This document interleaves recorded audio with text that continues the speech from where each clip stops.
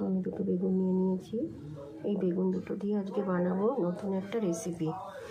Please তোমরা দেখো, skip করে উপরে তুলে দিও না, পুরোটাই দেখতে থাকো। দেখো বেগুনগুলোকে আমি লম্বা লম্বা করে কেটে নিয়েছি। বেগুনগুলোতে আমি লঙ্কার গুঁড়ো, হলুদ, চিনি, লবণ একটু মাখিয়ে কিছুক্ষণ রেখে দেবো। দেখো তেলটা গরম হয়ে গেছে, আমি দিয়ে দেবো বেগুন। বেগুনটা আমার লাল লাল করে ভাজা হয়ে গেছে। দিয়ে দিচ্ছি একটু করে ঘি।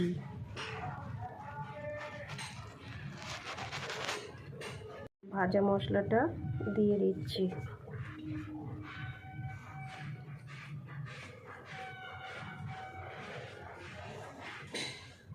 এবার দিয়ে দিচ্ছি পোস্ত।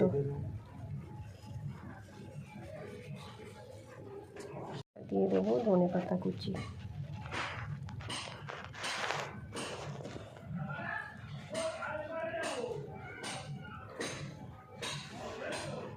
যারা বেগুন খেতে ভালোবাসে না তারা এই বেগুন সুন্দরী করে খাবে, খুবই ভালো লাগে। আমি করলাম ফার্স্ট টাইম। কেমন হয়েছে জানাতে ভুলো না বন্ধুরা। Thank you.